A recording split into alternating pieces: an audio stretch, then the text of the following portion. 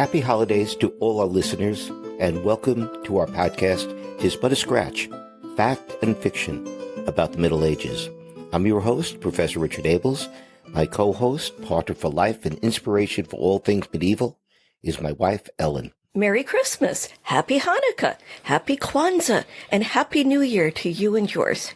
As our listeners may have already gathered from earlier episodes, Ellen and I are secular Jews. Ellen is a convert to Reformed Judaism, and I am, at least according to Ancestry.com, 100% Ashkenazi Jewish. Ellen grew up celebrating Christmas, and I grew up celebrating Hanukkah. For me, Christmas Day meant dinner at a Chinese restaurant and maybe a movie. Hanukkah meant 8 days of gifts, lighting the menorah, good eats, playing the dreidel game, chocolate, Hanukkah gelt, and family time. With apologies to Adam Sandler, Christians had by far the better songs. But I was comforted that some of the most popular Christmas songs were written by Jews. Irving Berlin's White Christmas, Mel Torme's Christmas Song, or Chestnuts Roasting on an Open Fire. George Weil and Eddie Pola's It's the Most Wonderful Time of the Year, and Johnny Mark's A Holly Jolly Christmas, and his Rudolph the Red-Nosed Reindeer. All these written by Jews. As I grew older and began to learn more about the history of religions, I began to have doubts about why we Jews in the U.S. make such a big deal about Hanukkah. For American Jews, Hanukkah is right up there with the three big Jewish holidays, Rosh Hashanah, Yom Kippur, and Passover. But it shouldn't be. Probably it's closer to Purim, as both holidays celebrate the Jewish people overcoming enemies bent on wiping us out. Hanukkah is the festival of lights. It celebrates a miracle that is said to have occurred in 164 BCE, when Jewish rebels against rule of the Hellenistic Seleucid Empire took Jerusalem and re-sanctified the Second Temple. The temple had been religiously polluted by Emperor Antiochus IV Epiphanes 3 years before, when he had an altar to Zeus erected within it. This was part of a larger program by Antiochus to suppress, or more accurately, revise Jewish religious practices to bring them in line with Hellenistic religion and culture. Our best source for these matters is the 1st century CE Jewish historian and general Josephus. Josephus tells us that Antiochus mistook an internal dispute between two claimants to the Jewish high priesthood, both of whom had bribed him and both of whom were Hellenized Jews, for the beginnings of a Jewish uprising. Already engaged in an unsuccessful war against the rival Ptolemaic dynasty of Egypt, Antiochus decided to take decisive action to forestall the rebellion. According to Josephus, quote, "And when the king had built an idol altar upon God's altar, he slew swine upon it, and offered a sacrifice neither according to the law nor the Jewish religious worship in that country. He also compelled the Jewish people to forsake the worship which they paid their own God, and to adore those whom he took to be gods, and made them build temples and raise idol altars in every city and village, and offer swine upon them every day. He also commanded them not to circumcise their sons, and threatened to punish any that should be found to have transgressed his injunction." I can understand their injunction against circumcision. To judge from statues, Hellenistic Greeks believed the naked male body to be beautiful, and circumcision must have seemed an act of mutilation. The Romans, who respected ancient religions, tolerated circumcision when they later ruled Judea, but they also considered it to be a perverse superstition. Okay. The king also appointed overseers to compel the Jews to do what he commanded, and indeed there were many Jews who complied with the king's commands, either voluntarily or out of fear of the penalty announced for disobedience. But the best men, those with the noblest souls, paid greater respect to the customs of their country than to the orders of the king, and were not deterred by the punishments with which the king threatened the disobedient. Because of that, every day these noblemen suffered great miseries and bitter torments. They were whipped with rods, their bodies were torn to pieces, and they were crucified while they were still alive. The king also ordered women who had their sons circumcised to be strangled along with their babies. As they suffered upon the crosses, he had the bodies of their sons hung about their necks. If any sacred book or scroll of the law was found, it was destroyed, and those who possessed them miserably perished also. Ew. I mean, how seriously should we take these atrocity stories? I think it's probably exaggerated. Josephus wrote Antiquities of the Jews to present Jews in a favorable light to his first-century Hellenistic audience. These atrocities provide an explanation for the Maccabean revolt with which those readers might sympathize. I have no doubt that Antiochus IV prohibited the ritual of circumcision and ordered pagan temples and altars erected. The sacrifice of pigs upon these altars was an obvious in-your-face to Jewish ritual food taboos, which must have seemed as irrational to the Hellenistic Greeks as circumcision. Josephus's acknowledgment that many Jews complied with Antiochus's commands voluntarily is telling. But more didn't, and the result was that Antiochus precipitated the very Jewish uprising he was working to nip in the bud. The revolt began when a Jewish priest named Mattathias of the Hasmonean clan killed another Jewish priest as he prepared to sacrifice a pig on the altar dedicated to Zeus. Mattathias and his sons fled into the desert and took refuge in caves. Many others followed them, and what began as local resistance grew into a national uprising. Mattathias died soon after, but leadership of the revolt was assumed by his son, Judas Maccabee, Judah the Hammer. Like Charles Martel. Although it was to be a decade before the Jewish revolt was fully successful, within 3 years, Judah's army was able to enter Jerusalem and recover the temple for Jewish worship. The ritual of resanctification, rededication of the temple took 8 days. And now we finally come to the miracle. The story is that when they entered the temple, they discovered only a single container of ritual olive oil, still enclosed with the chief rabbi's seal. This was enough for just a single night, but it lasted for a full 8 days, just enough time for the Jewish priests to be able to obtain a whole new batch of sanctified olive oil. And this miracle is commemorated with the lighting of the menorah, a 9-branch candelabrum. As odd as it sounds, one of my most prized family possessions is a hand-wrought menorah that my grandmother somehow acquired near Springfield, Massachusetts during the Great Depression. I remember how surprised I was when you first showed the menorah to me. It's literally unique. Although the base is machine-made, the branches and the Jewish star at the center are all hand-wrought. It really is odd that this is a family heirloom from the Irish Catholic side of the family. Menorahs were part of my entire childhood. My grandparents were Orthodox Jews, and although my parents grew up in entirely Jewish neighborhoods in Brooklyn, they became secular Jews. The only time I remember my father or mother going to a synagogue was for my bar mitzvah. Nevertheless, we celebrated Hanukkah. I grew up lighting menorah candles and receiving gifts for each of the 8 days. But even as a kid, the miracle at the center of Hanukkah never struck me as all that impressive. It's certainly not in the same league as parting the Red Sea. As I grew older, I discovered that the story of the miracle doesn't even appear in any of the earliest sources for the events. The first and second books of the Maccabees, which were written around 100 BCE, and Josephus's The Antiquities of the Jews, written for a Roman audience around 94 CE.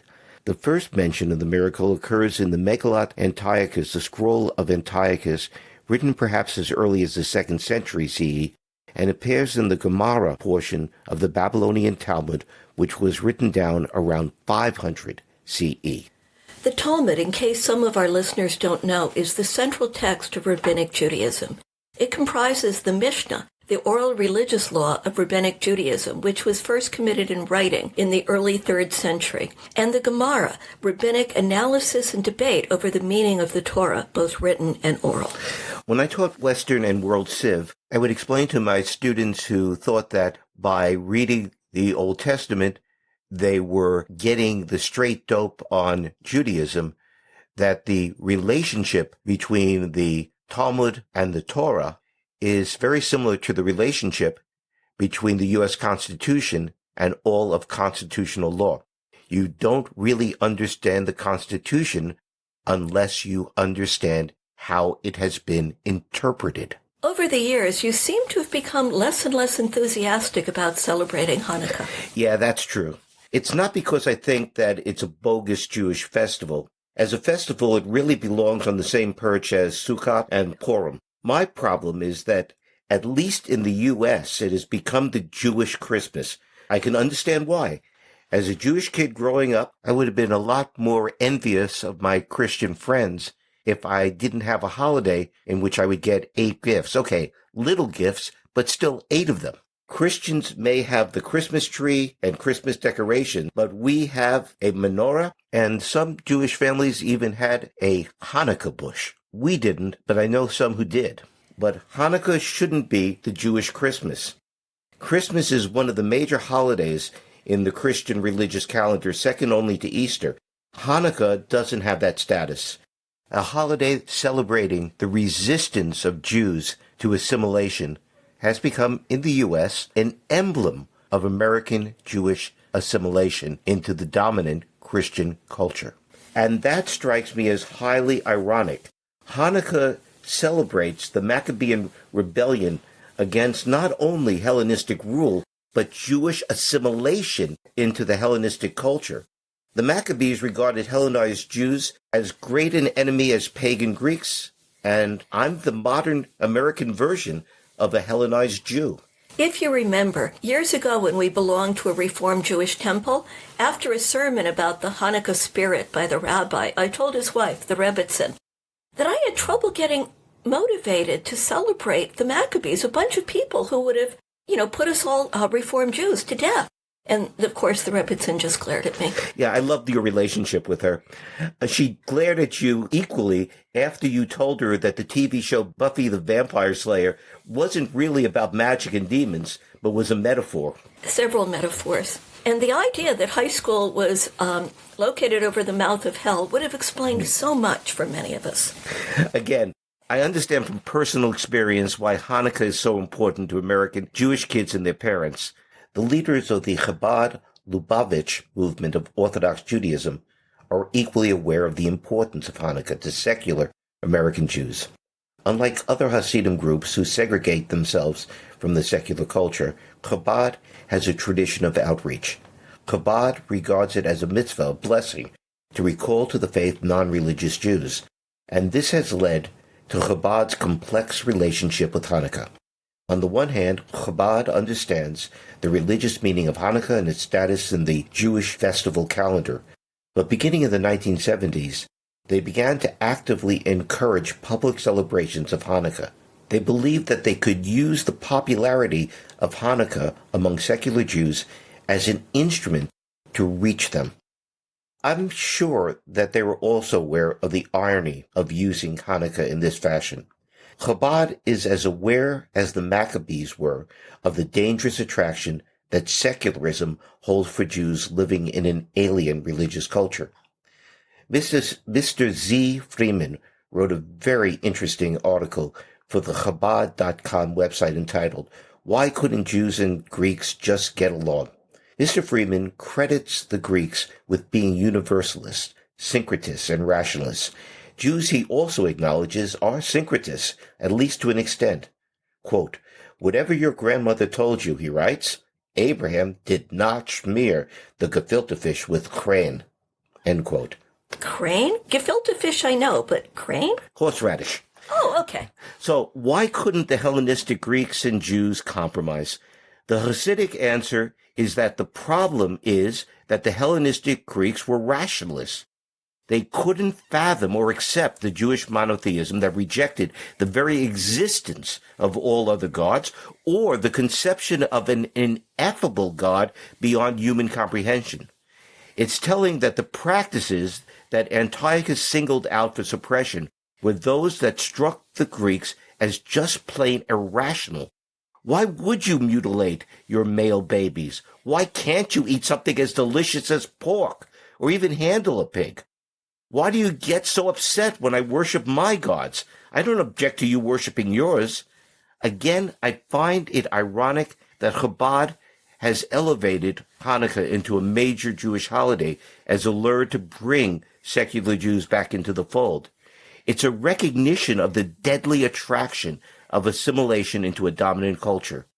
Mr. Freeman quotes the venerated late Lubavitcher Rebbe Menachem Mendel Schneerson, quote, "In Hebrew, the name for ancient Greece, Yavan, has another meaning, quicksand. Water mixes with sand, dirt, and clay. You step in it, and you can't get out. The more you try to climb up, the further down you go." That's assimilation. I've toyed with the idea of writing a book entitled From Maccabees to Wannabes, A History of Jewish Assimilation, which would have a chapter in it on Hanukkah. Starting your personal war on Hanukkah. Now, if Hanukkah were a pagan festival like Christmas is... Oh, stop. I know that you're channeling Cromwell and the Puritans of New England when you say that, but still, let's just say happy holidays, regardless of how and why you celebrate them. But you did promise a medieval historian's reflection on Hanukkah. So, was Hanukkah celebrated in the Middle Ages? It was, and it was celebrated as a really festive holiday. I should begin with a confession. I'm not an expert on medieval Jewish life, or for that matter, on medieval Jewish festivals.